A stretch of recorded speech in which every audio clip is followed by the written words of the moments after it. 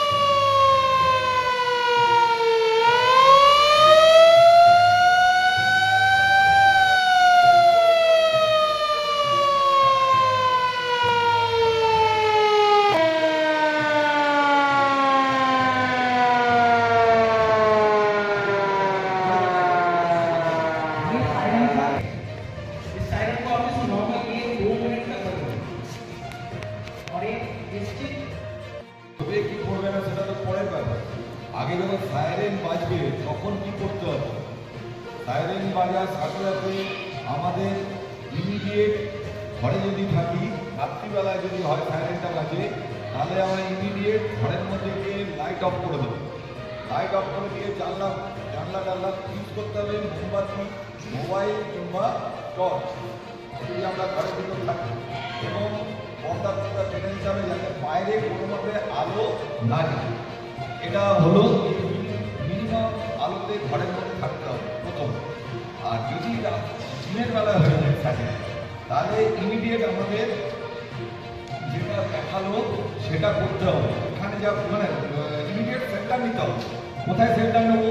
যে একটা কোনো বাড়ির মধ্যে ঢুকে যেতে হবে, তলায় সিঁড়ি নিচে, আর যেখানে আমি প্রোটেকশন পাবো নেওয়ার পর থাকতে হবে অল ক্লিয়ার। যতক্ষণ না হচ্ছে ততক্ষণ আমরা ওভাবে করতে হবে। রাত্রে হলো তাই, যত জানিয়ে দেবে আবার ক্লিয়ার হবে, সাইরেন বাজবে, তখন আমরা আবার নর্মাল হব।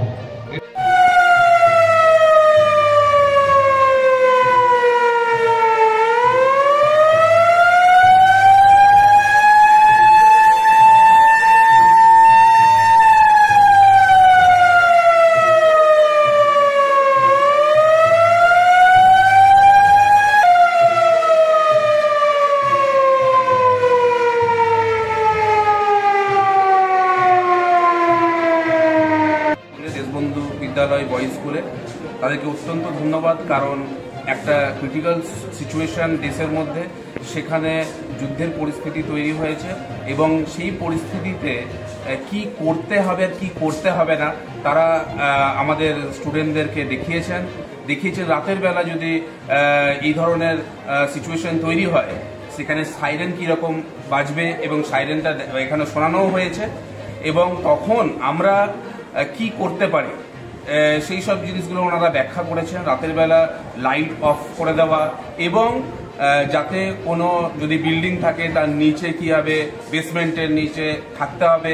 স্কুলে যদি এরকম সিচুয়েশন তৈরি হয় তাহলে ডেস্কের নিচে বাচ্চাদেরকে সঙ্গে সঙ্গে চলে যেতে হবে। এই যে প্রাইমারি যে জিনিসগুলো আছে সেগুলো ওনারা স্টুডেন্টদেরকে ব্যাখ্যা করেছেন এবং আমাদের বাচ্চারা খুব ভালোভাবে শুনেছে, যেটা খুবই দরকার এরকম সিচুয়েশনে। সেই জন্য আবার আমি সিভিল ডিফেন্স সমস্ত টিমকে ধন্যবাদ জানাই এরকম একটা অনুষ্ঠান করার জন্য। এরকম অনুষ্ঠান স্টুডেন্টদের জন্য কত হবে বা একটা সিভিলিয়ান হিসাবে কত লাভ হবে? না অবশ্যই, কারণ কি এটা দেশের ভবিষ্যৎ, যেখানে দেশাত্মবোধ আমরা দেখেছি, এটাও হ্যাঁ, যেখানে দেশের পরিস্থিতি রয়েছে সেখানে সবাই আমরা ভারতীয়, এবং এইরকম পরিস্থিতিতে বাচ্চারাও খুব এনার্জেটিক ভাবে এই প্রোগ্রামটা নিয়েছে।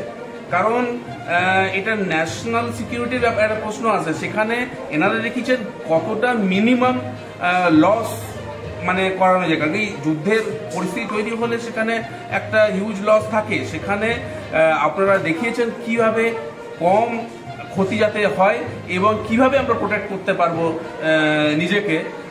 এই জিনিসগুলো বাচ্চারা ভালোভাবে শিখেছে এবং হচ্ছে তাদেরকে যখন প্রশ্নও করা হয়েছে তারাও কিন্তু অনেক রকম প্রশ্ন করেছে ডিফেন্স টিমকে এবং সেই উত্তরও তারা পেয়েছে। আমার নাম বৈদ্যনাথ কোরান। আপনি স্কুলে প্রধান? হ্যাঁ, আমি ডিউএ স্কুলের প্রধান।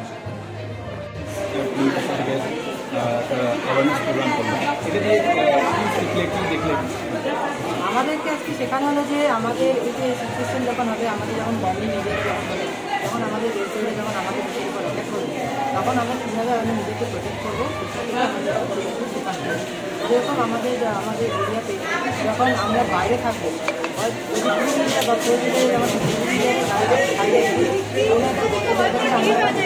মানে হাত দিয়ে ওখানটাকে মিশে দিই, আমরা যাতে ওখানে আমরা কিন্তু আজকের দিনে যেরকম আর্টিফিশিয়াল জিনিস হয়ে গেছে, তখন আজকের দিনে টেকনোলজি এতটা ফাস্ট হয়ে গেছে যে টার্গেট লক করে এরকম বমিং করা যায়। কিন্তু আমি বললাম যে আমি যেরকম ভাবে বলবো যে এটা থেকে কিছুটা হলেও বাঁচা যেতে পারে এই একটা টেকনিক করে। আর যদি ঘরে থাকে তাহলে ঘরে বেসমেন্টে চলে আসবে, যদি মাল্টি স্টোরেজ থাকে তাহলে নিচে আসবে।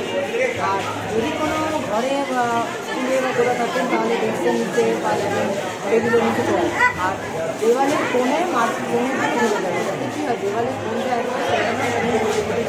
মানে কম আমাদের শরীরে যে কম হয় বলে